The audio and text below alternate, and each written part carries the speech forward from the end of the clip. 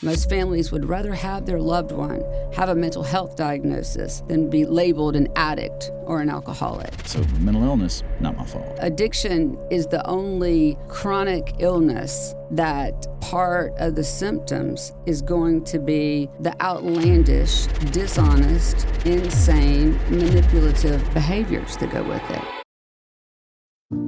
I'm this guy on social media. Right. I'm supposed to be super recovered. Bulletproof. I'm supposed to have it all together. And I'm waking up feeling like the whole world's going to end and can't wait to go to bed. Is it mental health or is it addiction? Honestly, it might be both, and that's okay. Is it addiction? Is it mental health? Is it both? We're going to get into that today here on The Unbroken. I am your host, Sam Davis. Always good to be in front of you. And I am joined today with Marsha Stone. She's a person in long-term recovery. She's also the founder and owner of Foundation Stone Wellness, which they have a women's-only program, a men's-only program, and a primary mental health facility out of Austin, Texas, just outside of Austin, Texas, a little town called Elgin. Anywhere else in the world it would be pronounced Elgin, but in Texas it is Elgin, small little town, making a big impact on recovery. And she is here today, and I can't think of anyone better to talk to about, is it addiction, or is it mental health, or is it both, and what do you treat? Marsha, glad you're here, dear. Thank you, Sam. I'm so glad to be here. And this is a pretty heavy topic. Yeah. You know? I think it's one that a lot of people think about, and it's confusing. And if you ask one person, they'll say one thing, and ask another person, they'll say another thing. But I'm glad to be here and get into it with you. Yeah. Did your family think that you were had some mental illness stuff going on when you were showing up in all your glory and active alcoholism? I think to some extent, we did not have the language for mental health issues that we have now. I was talking to somebody about this the other day, and, regardless that, the American Medical Association has accepted addiction as an illness, obviously, mental health has that's a wide topic, and lots of different conditions can be grouped into that. I think that my family probably thought I was burnt out or sad.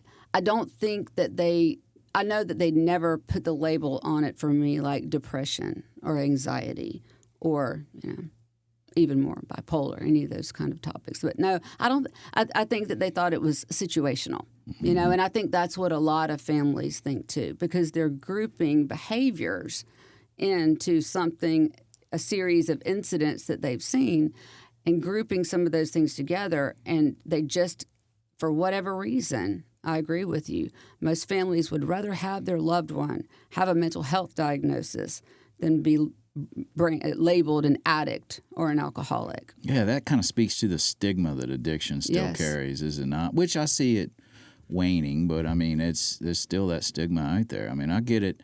I don't know when you get calls, what it sounds like, but on my end, when we get calls, it's I think my son, he's got a little bit of addiction, or daughter, or husband, whoever, got a little bit of addiction. They're using some, but I think it's mental illness. There's more to it. Depression. They've got addiction, they've got depression, they've got anxiety, and they've been diagnosed bipolar. And my always go-to question is, all right, how long had they been sober when they were diagnosed bipolar? And crickets. They're like, yeah, crickets. And I'm like, well, when's the last time you've seen your loved one sober? Or when were they diagnosed? Well, they were diagnosed 4 years ago. Well, when was the last time you've seen them sober? About, I don't know, 2004? So, I mean, and that tends to be, and you run a mental health facility, and I'm so glad you're here, because my experiences show me that over and over and over, not just with myself but others, is that they go into a psych unit to detox. They get, emergency custody order or put in against their will. Yeah. And they come out with a diagnosis of bipolar. Yeah. It tends to be kind of a blanket diagnosis that they I hear that one a lot. Yeah. I hear it a lot. Yeah. And I've seen when I worked in treatment, when I worked inpatient, I would see clients or patients come in with, one suitcase full of clothes and another suitcase full of medications that they've been, and all sorts of diagnoses that they've been wearing on their jacket. And then, 4 months later, 5 months later, 3 months later, they're leaving there with fish oil and a multivitamin. Right. Or with a true diagnosis of what's really going on. So what's your experience around this with families that are just struggling with, and look, and just to say, I can't prove this, but my spidey senses tell me that when families are, I don't say hoping that it's mental illness, but if they had to pick a card, they would pick mental illness over addiction. Mm-hmm. I can't help but think that some of them, I've had other professionals share this view as well, is that because if it's mental illness, doesn't that mean that they're not going to have to set the boundaries or do the things that they've been hearing that they would have to do if it was addiction? I think it's part that, and I also think that it's part being ashamed of their behavior. Addiction is the only chronic illness that part of the symptoms is going to be the outlandish, dishonest, insane, manipulative behaviors that go with it. And so I think that brings families and people, individuals, a lot of shame, and they can't reconcile it. And it's easier to say, well, they were having a manic episode, and that sort of lets everybody off the hook. It lets the loved one off the I would hook. take that. Absolutely. God, it's just a manic episode. What do you want me to do? I can't help it. I'm not in control. Exactly. It's not my fault. Right. And the families are really selling us the same story, which is I did not cause, by my parenting, by my negligence, by my helicoptering, whatever it is, I can't cause bipolar. But I secretly think that I may have caused their addiction because of something that I said or did or behaviors that they saw within me. Because I got divorced, or, their dad wasn't around, or their mom wasn't around, or because of this, or because of grandpa, or because of that, then, oh my God, this is my fault. So mental illness, not my fault. Right. And it's a shame to me because why do we have to silo those two things? And I think that the reason that we think of it in silos is because that's the way that our healthcare system has always been set up. If you have a mental illness, if you have a diagnosis potentially, you've got some suicidal behavior or manic behavior, you're going to go to this hospital. They're going to lock the doors. They're going to give you tests, give you medication. They're going to discharge you with, a list of IOPs in the area. And as you said, a box full or suitcase full or a gallon Ziploc full of medication. And I've seen that so many times over the years. But, I have an opinion about why this is more of a topic these days than it ever was. And I think, if we really take a step back and look at this deal, I was sitting at a dinner one time next to this very, very smart medical director. And I just asked him, do you think addiction is causal? Because that can be a big, hot topic. And he started to talk to me about sort of the broad scope, the levels, and how those can be misinterpreted. Because is it genetic? Yes, we know that. Is it behavioral? Is it from lived experience? Yes. And so what I've really been doing a lot of thinking and reading and writing about lately is if we look at addiction and we look at the way we have treated it in our country for a long time, we have to recognize that it's not a static illness. It's not like I have strep throat and I'm going to get a 7 or 10 day thing of antibiotics and everybody's is treated the same, right? Because if it is on a spectrum, if alcoholism, addiction, mental health is on a spectrum, then it's going to take into account things that are very personal to that individual. How did they grow up? Were their parents drinking and using? What does the family history look like? What was their socioeconomic, sort of status in the community or in their home? Did they have what they needed? Did they have what they wanted? Was there over heavy-handed punishment? Was there neglect? And so, about 7, 8, 9 years ago, a lot of us in the field, and you and I've talked about this too, started to really comment about the cases that were calling us for treatment looked very different than the cases that were calling for treatment 15, 16 years ago. Why is that? Well, if we really sort of accept the idea that it's not static, that it's in part because of lived experience, what's happened over the last 10, 20 years, the first thing that comes to my mind is the opiate epidemic. That was single-handedly the largest, almost institutional genocide that this country, or really anywhere in the world, has ever seen. And the reason I'm really thought a lot about that part is I remember, 7, 8 years ago, I was sitting in a process group, with a bunch of young men, all young adult program. And the therapist that was leading the process group asked the question, how many of you all have known someone in your life that was close to you that's died from overdose? Every single hand went up. How many of you all have been in a situation and you've seen someone overdose in front of you and you had to administer Narcan or call 911 or whatever? Almost every hand went up. How many of you have had someone die from an overdose under the same roof that you all were going to be sleeping at? Hands raised.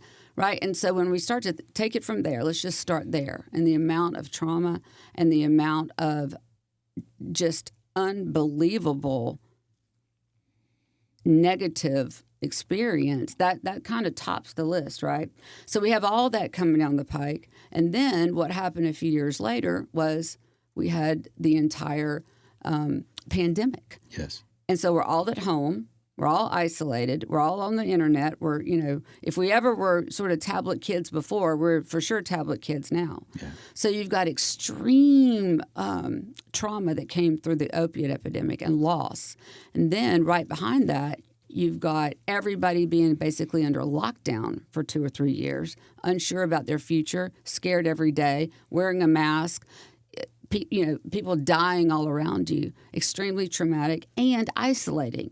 So when you just take just those two things, and there's lots more, there's lots of different factors that go in, but if you just take those two things and you fast forward to the young people that are 21, 22, 23, 24 years old now calling us for treatment, they have had more trauma and more death in their life than I've ever experienced. I drank for a long time. I did a lot of drugs for a long time. I never saw anyone overdose. Same. I never, unless it was a car crash or something. No one died. We had hangovers, everybody's throwing up or whatever, but it's almost as if that was sort of part of the game that you knew you were signing up for. Yeah. But this is totally different, right? And so it's like these guys it's no different than guys that are experienced. Well, combat vets may argue. I don't mean it not taking anything away from combat vets. Trauma's trauma. At all. Absolutely. But the brain can't tell the difference, right? And so a 20-year-old guy or 20-year-old girl or 19, whatever, being watching deployed. people overdose and watching them die or having to call 911 or, your friend's here one day, the next morning he's dead. Right. Or then they're dead and then they're dead and then they're dead. I mean, I've had clients that have lost, 10, 12 people. Right. 10, 12 friends. Right. That's like, going in combat and your buddy's dying all around you and there's not a damn thing you can do about it. Right. And what happens when that happens, when veterans come back? What do we see? They struggle. Absolutely. Yeah, they struggle. It's substance abuse. So we've got that as the current lived experience of young people in this country. Then you combine the other factors that we already know about, which is genetics, which is, everything about someone's family sort of coming down the bloodline in this young person, plus all this other stuff. So, of course, when they're calling us, it is not just addiction anymore, most of the time. And even clients who do okay in substance use disorder treatment, as long as there's some clinical savvy there and expertise, but there's a fine line where that person is not going to be able to have the agency to avail themselves to that type of treatment. And really, so, did I ever plan on, opening up a, co-occurring and mental health facility in Texas? No, I didn't. It wasn't part of my story, my personal story. So why is that different than a substance use? What is the difference between your primary mental health, which is Foundation Stone Wellness, versus the Pearl or Legacy or any other treatment program out here? Like, how is it treated different? What is done differently when someone walks in the door? If there's some unknowns, like, all right, is this primary addiction? Is this primary mental health? How do you tell the difference? What is y'all's process? Well, the first thing that you have to realize is no one is going to be able to receive a message of any kind, no matter how it's delivered, until they have the ability to regulate their nervous system. And that is something that I was completely, I'm not going to say I was ignorant to it. I understood about the nervous system, before, but I didn't really understand how definitive that was in what they were going to be able to glean from a treatment experience. One of the primary differences that start with our primary mental health program is we're going to be looking at medical interventions as one of the first things that has to happen. So what that means is if someone is struggling with extreme depression, extreme anxiety, OCD, bipolar, even some, even some forms of schizophrenia, if they're coming in with those sort of heavy guns going on inside of their body and inside of their mind and their ability to respond, they're not going to be able to even be remotely present for any type of a change curriculum until they can regulate their nervous system to the extent that they can sit down, have a conversation, understand what you're saying, understand, the sort of the way things are done and the questions that are asked, because we're asking people to come into treatment, sit down, be vulnerable, be honest, be open, take very hard looks at themselves, take accountability for some of the things that have happened. And those are not difficult to do if you're willing and you don't have a mind and a body that is an active revolt against any type of messaging that comes with a little bit of, I don't want to say aggression, but truth-telling, right? Now, back in the day, any time of treatment was highly confrontational. And I think that has changed to some extent. However, I will say that in substance use disorder treatment, the type of communication that I try to train my staff to participate in is what we call radical candor. And what that means is we're telling the truth, not in a blaming way, not in a shaming way, but we're helping you to understand what's going on and what this past was and what that looked like and how we're going to, use cognitive behavioral therapy to reframe those lessons and reframe those thoughts and reframe those actions. And all of that works great. We've got a ton of evidence. We've got best practices. We've got really, we do as a country, there's lots of problems in the treatment world, but as a country, we have some agreement and we have a lot of research and a lot of statistics about how that is done and done well. Now, when you have a person that's coming in and has problems with substances, but on top of that has layers of trauma, has layers of inability to communicate. I mean, I'm not going to be, harping on tablet kids or tablet moms, but, especially once the epidemic came, everyone's reliance on tablets, on computers, on phones, any kind of screens just skyrocketed. So what happens when that skyrockets is communication totally bottoms out. So we have people with substance use disorder. We have people that are really struggling with the powerlessness in their body and physically addicted to all kinds of things. And we also have someone that doesn't have the ability to regulate their nervous system and cannot even have a conversation or even get to a point where they can communicate clearly what's going on with them because they don't know how. So it is a steeper climb at the beginning, especially when you're talking about mental health primary clients, because the first thing that we have to do is get them in their body and be able to talk and be able to connect dots and be able to follow direction without it being episodic.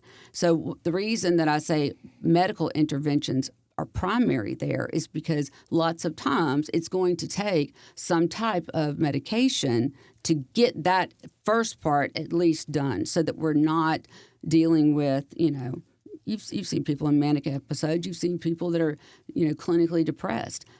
Either side of that coin is going to make it impossible for you to participate in treatment in a meaningful way. So you and I are both in recovery, right? I mean, the old school recovery way, right? The 12-step process. Thank God for the 12 steps. Work great.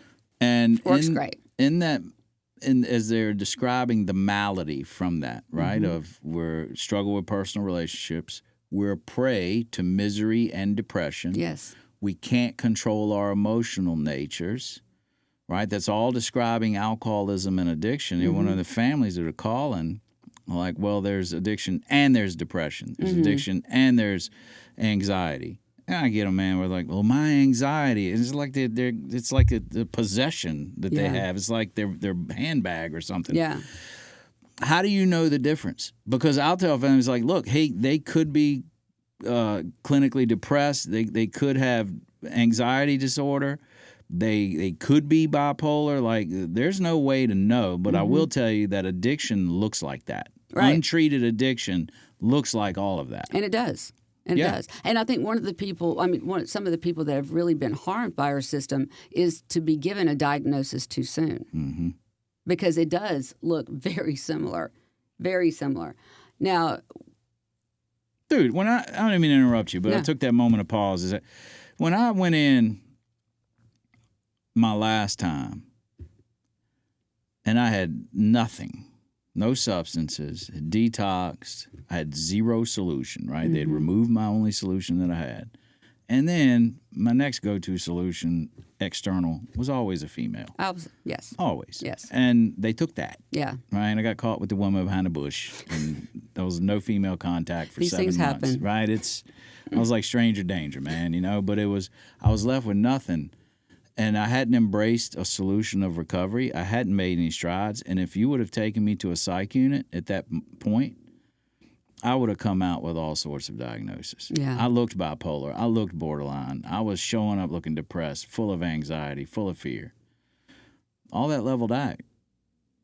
Like once I started embracing the solution. So I was like, well, I'm not going to put a whole lot of weight on depression. I'm not going to put a whole lot of weight on anxiety because a lot of that will subside when somebody gets in the recovery process. How do you discern all right, this is real clinical depression, generalized anxiety disorder, true bipolar versus untreated addiction? Well, and you're right. And sometimes it does look the same. And I had the exact same experience that you're just describing.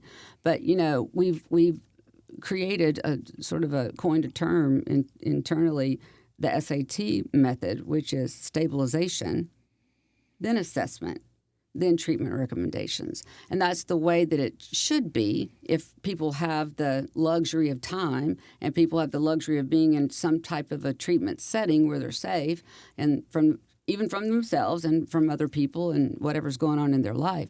But, I think we have all been done a disservice by rushing to make sure that we have a diagnosis to put on something. And if we really want to get into it, why do we do that? Because we have to do that if we want our insurance to tell us that that treatment is medically necessary and is going to pay for it, right? So it can get very complex there. Right. I will tell you, though, I don't want to say that I poo-pooed mental health, but I was very uneducated about mental health, and I disregarded it way more than I should. And this came to my attention. Let's tell you a quick story. I went through some difficult times with my company and some, sort of nefarious characters that came in, and we had lots of trouble and ended up, that company was basically run to the ground and closed. Not this company. Not this company, a prior company. This company's doing wonderful. This company's doing wonderful. And it's the exact same team from the other company. So everything has turned out roses. But at the time, I was devastated. I had built that business for almost 20 years. Everybody, everybody that worked there, I knew their kids. We were a big family. We were helping tons of people. Great, reputation. You had a culture there. That was something that was very apparent to me when, back in those days is you guys had a culture. And that culture, not from you all, but the culture, it got ripped from you. Yes. It got ripped from you. Yes. I'm sorry. Go ahead. No, that's exactly what happened. And so, what happened with me at the end of that was I had non-compete, non-disparagement. I couldn't talk. I couldn't reach out to people. I had all this guilt, all this shame, all this sorrow. I really heartbroken. That's really, if I were to think of a word, it would be heartbroken. And I had never in my life experienced depression and anxiety not associated with substances. Yeah. So here I am 15, 16 years sober. The rug is ripped out. My whole world as I knew it has crumbled and changed, and some at my hand, with some bad decisions that I made, business decisions. And anyway, I just, my husband and my close friends say I couldn't get off the couch, and that's the way it felt. And it was the first time in my life that I ever felt the powerlessness of any type of mental health issue. Felt exactly like the powerlessness back when I couldn't stop drinking, when I couldn't stop using drugs. I could not shake it. I couldn't. And I ended up calling a friend of mine that I grew up with. She's a pretty famous doctor in Michigan now. And she'd been a practicing OBGYN for 30 years, and she went back and decided and got interested in functional medicine, holistic medicine, and really, lots of body work and, just lots of different ways.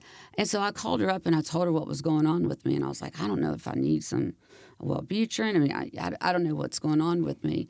And you were doing all the principles and practices in your recovery. Just as Did you kind of like double down on that at that time, and it just wasn't doing it? It wasn't doing it. I couldn't shake it. I couldn't feel like myself. I couldn't get excited about anything. I didn't, everything felt like it was such a chore, even if it was things that I wanted to do. We stopped going out to dinner. DoorDash was the biggest charge on the credit card, and all those things were happening. And like I said, I'd never experienced it, and it just became really clear to me that mental health was real and that it was inconsistent, right? It was, for me at least, episodic. And so I started doing a lot of research about this, and I started learning about, things that we can do to naturally increase our dopamine. My friend, the physician, told me, I want you to go outside in the morning, no sunscreen, no makeup on your face facing the sun, stay out there for at least 30 minutes. I want you to walk with, all this stuff. And I felt like a toddler that was kind of being taught how to walk again. And thank God for her, and thank God for my friends and family that stuck by me. And also thank God for the fact that at my core, I'm a little bit of a research nerd.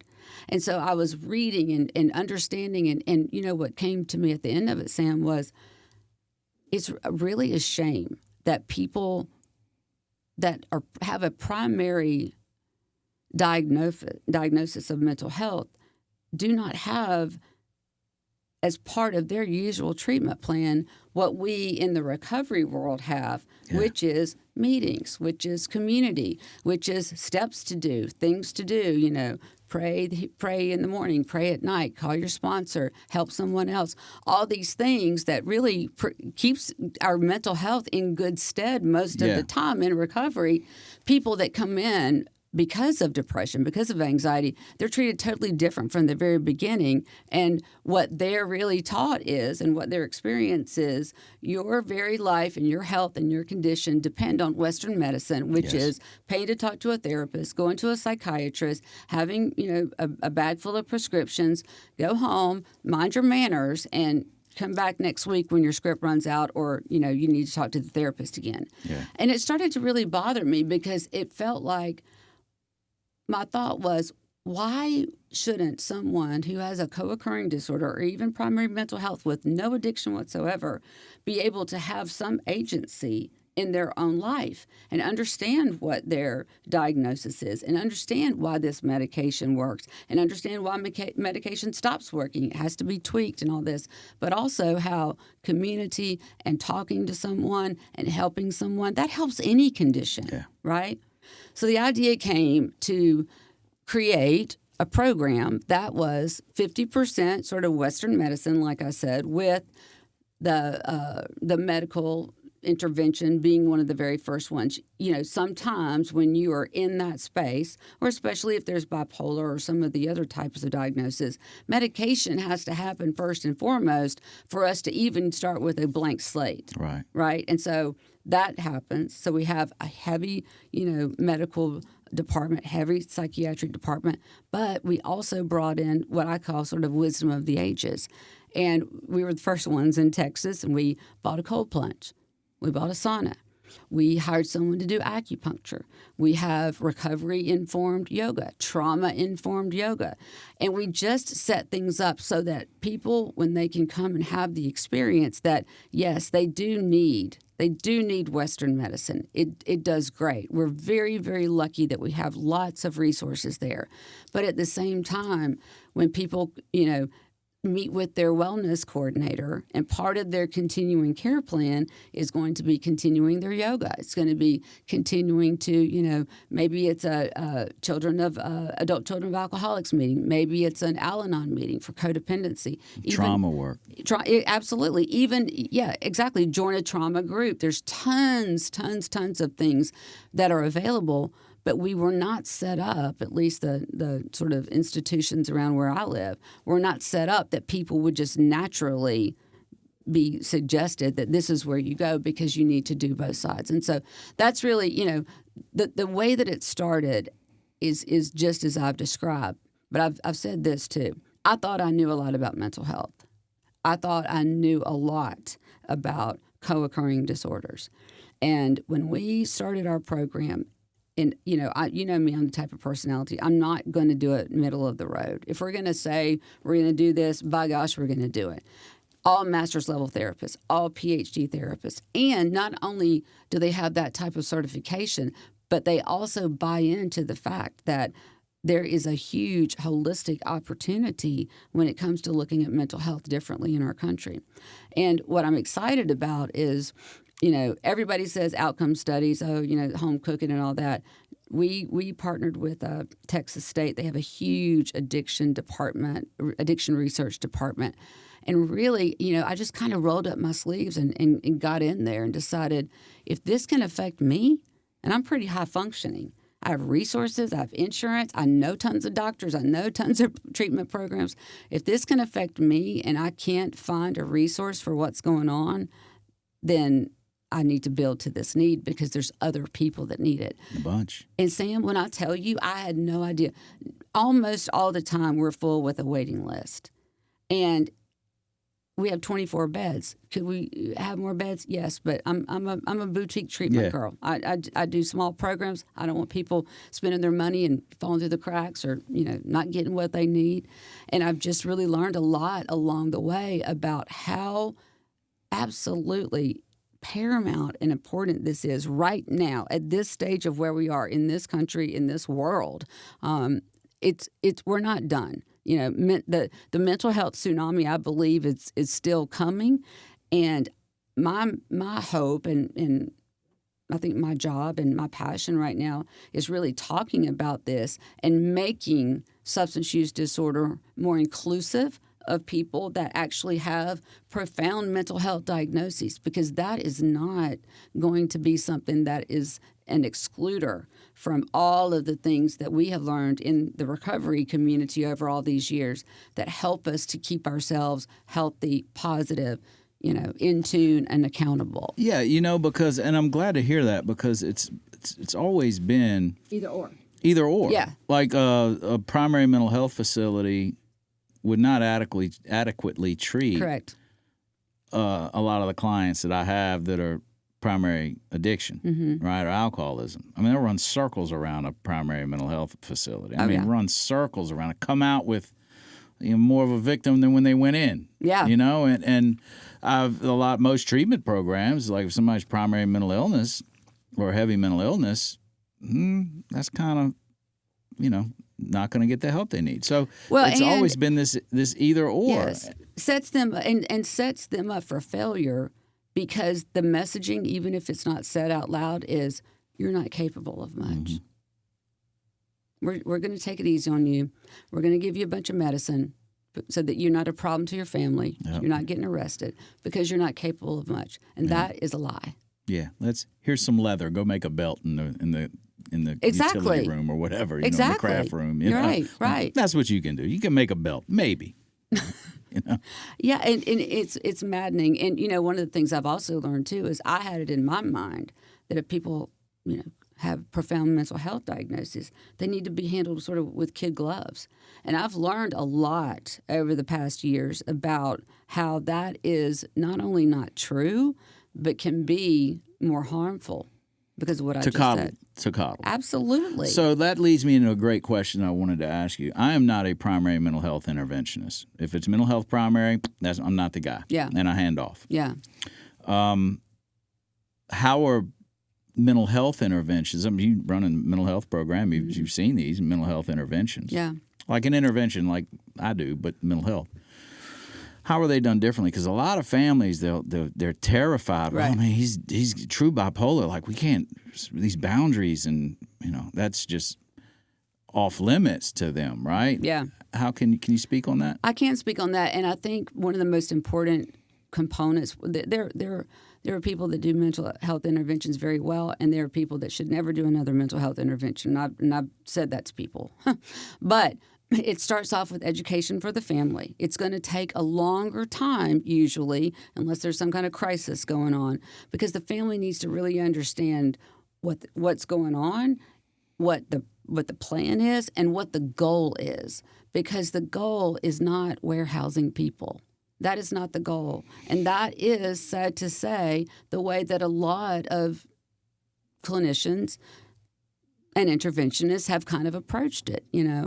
You're going to go somewhere for, 24 months and make belts and all that stuff, which is not to say that there are not pockets of the population that is true. Yeah. There are. And there's life's in the gray. Right. It's in the gray. And I'm painting with broad strokes now, right? Sure. But what I will say is, first, there has to be a lot of education.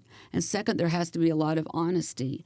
And third is to treat this person like they have the ability to be a full-blown person, because they do. Yes. There's millions of people running around this world today, productive, absolutely, have a job, families, careers, retirements, all the stuff. Right. Serving you in restaurants, writing your bank loans, everything, treating you medically. Right. That have underlying mental health conditions that are doing well. That's right.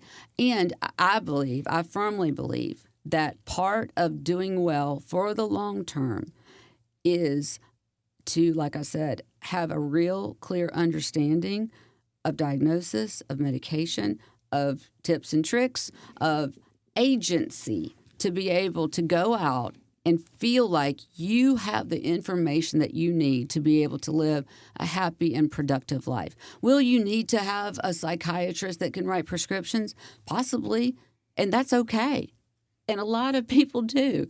And it's not something that is, cloaked in shame, and it's not in something that's cloaked in lowering our expectations, because I believe that is the disservice.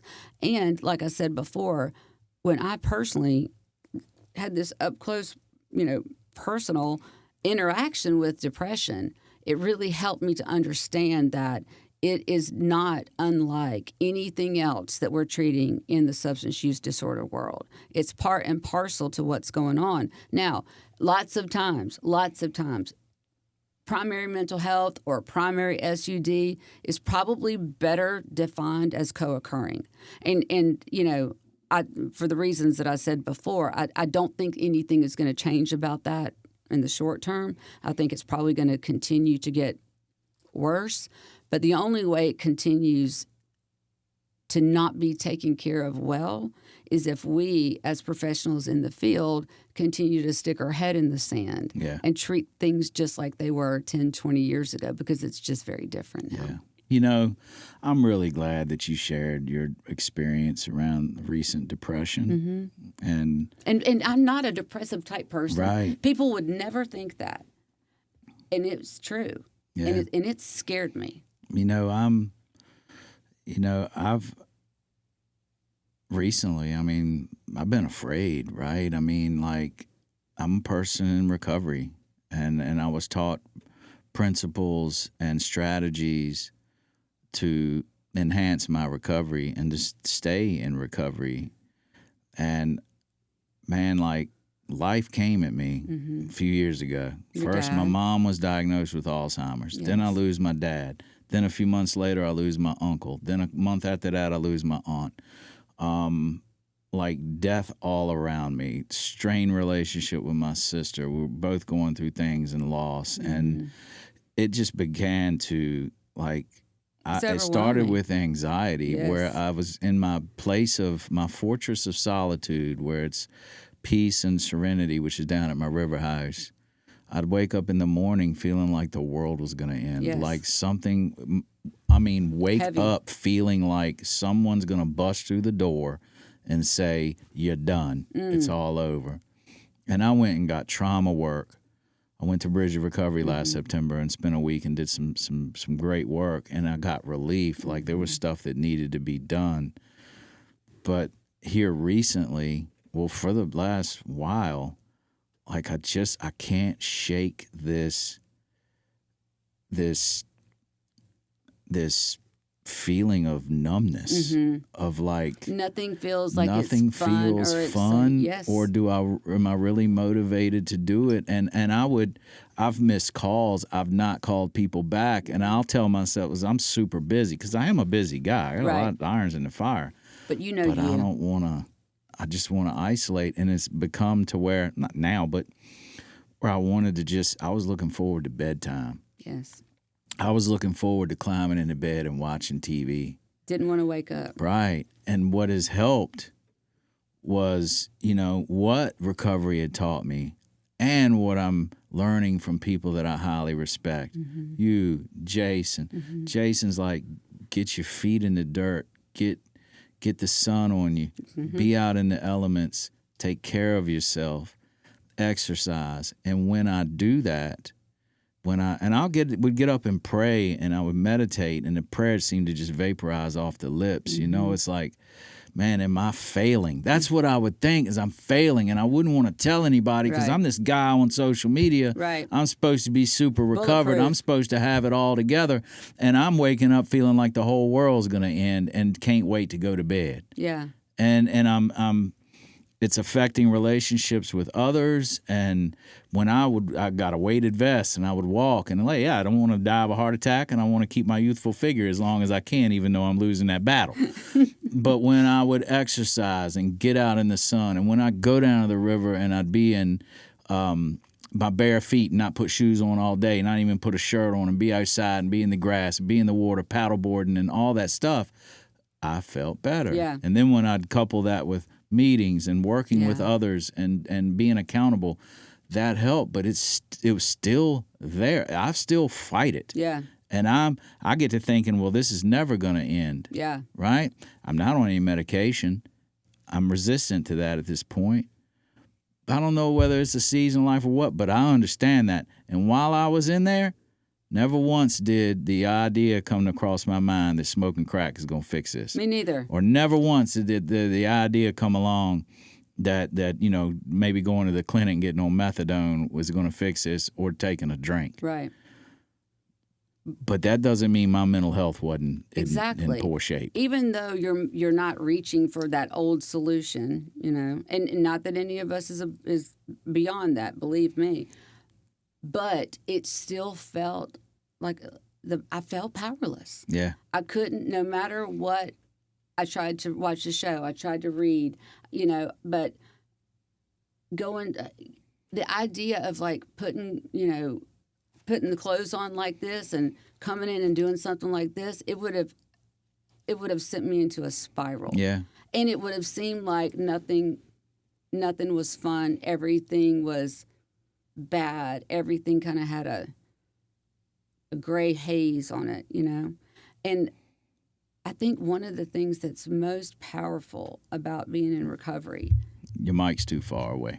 I think one of the things that's most powerful about being in recovery is the ability to be honest, even if it's not right away, because I was scared. I didn't tell anybody. Yeah, I was ashamed. I was too. And I also felt like it was my fault because I was the one who made the decision to, invite those people in to help grow my company and, I thought I was doing recovery wrong. Yeah, that too. Well, and like I said, we were all home. We were stuck at home for 3 years and, Zoom meetings and all that.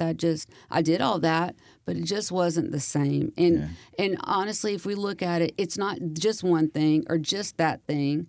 Some of it might be chemical. Some of it might be situational.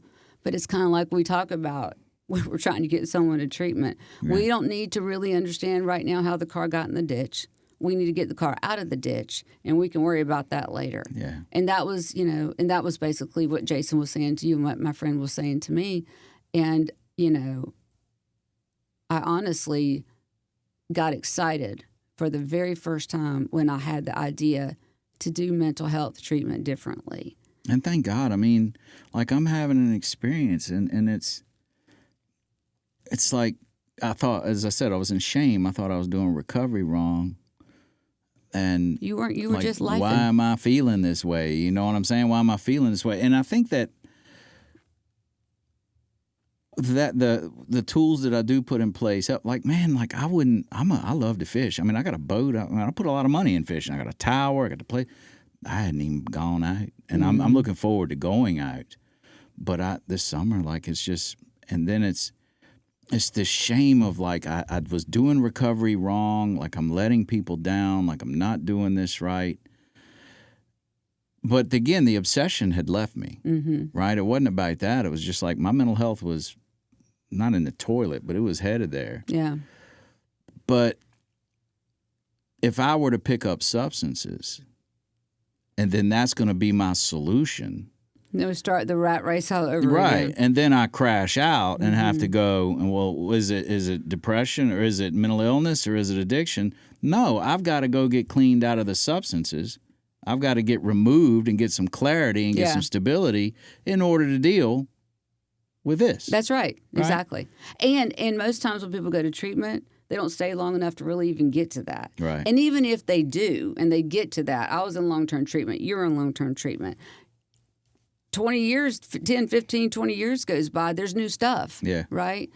And I think the biggest lesson for me right now and what I've really been enjoying imparting to families when we ask the question, is it mental health or is it addiction?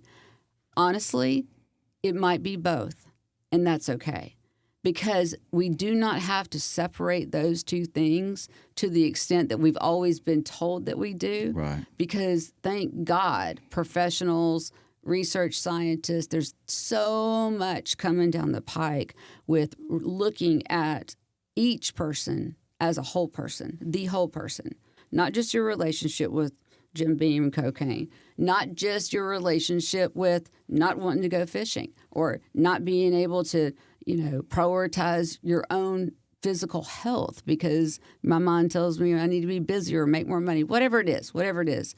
It's all part of looking at the person holistically from the very beginning, stabilizing, even if it's through medical intervention, stabilizing, then assessing what's going on. And I have had a profound experience with learning about the different types of assessments they are. In fact, we're getting ready to launch a full-blown assessment program that I'm really excited about because right now, unfortunately, it's almost like we have to make a commitment to go to a place, this place, that place, what their focus is, before we even really have clarity about what it is that we need. Right.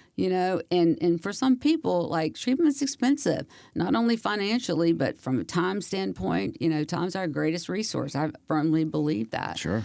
And if we can provide a pathway that makes sense, that people can really begin to get stabilized, have enough assessments to know what's actually going on, and then recommend a treatment plan so that it is the right way to handle whatever's going on with this individual.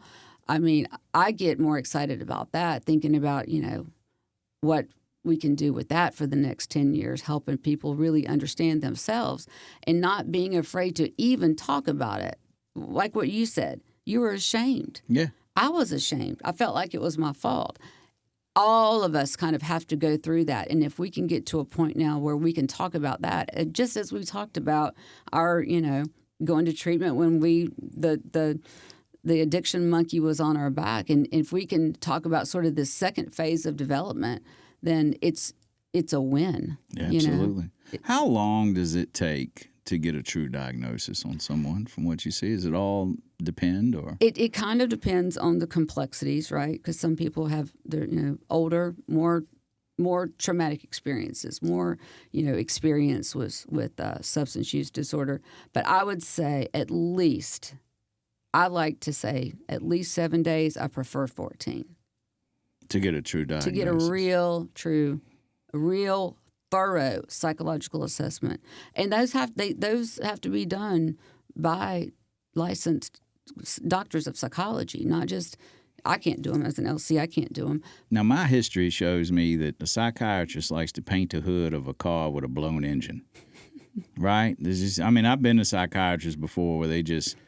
You walk in, they don't even look up and look you in the eye before they're writing a script to you. Yeah. So you've got to be very picky about who you bring on board, part of your team, right? They got to be in the know, and they've got to be on board with, hey, let's look at body, let's look at mind, let's look at spirit, and then let's look at some medicine. Yeah, and I think you're right about most people having that experience with psychiatrists, and that really was kind of what got me going from the very beginning. Mm-hmm. People are really struggling. And they go in a locked facility for 3 days and come out with a prescription from someone that just met them. Yeah. And we expect them to just pick up the pieces and. Yeah, and I'm not, I don't want any psychiatrists coming at me. But psychiatry is wonderful. It's kind of like, yeah, it is, but it's like that is an experience. They fall in that. Like, I'm a big Seinfeld fan, and Kramer said a long time ago, why would I go out in the park and fly a kite when I can just pop a pill? You know what I mean? So I think a lot of them fall into that, right? Yeah. Well, listen, there's so many things wrong with our healthcare system, and I think that psychiatrists probably, are doing what they have been taught to do and know how to do best. But I'm very grateful that there are psychiatrists and psychologists and, specialized counselors, LPCs, just, very brilliant people who've dedicated their life. And I have so much respect for those people, more respect than I ever thought I would have, watching them work and watching them work miracles. I mean, we will take some people into Foundation Stone Wellness sometimes that, and they approve every person that comes in. It's a whole process. And I read it, and I'm sort of following along, and I'm thinking to myself, like, might be a little above our skis on this one. But I shouldn't worry. Right. Because those people know exactly what they're doing. Right. And they really take their time, and they really are very focused on making sure that they understand what's going on, so that we have, like I said, we want clarity before commitment. Right. And that's what they really strive to do. And they've set up a phenomenal program. Foundation Stone Wellness started out as 30 days minimum. Now it's 45 days minimum. And then we have a program called R&R where people can come for 2 weeks, and that can include a full assessment or not. But they've just got it so dialed in now, and it's really changing lives. And you and I have talked about this.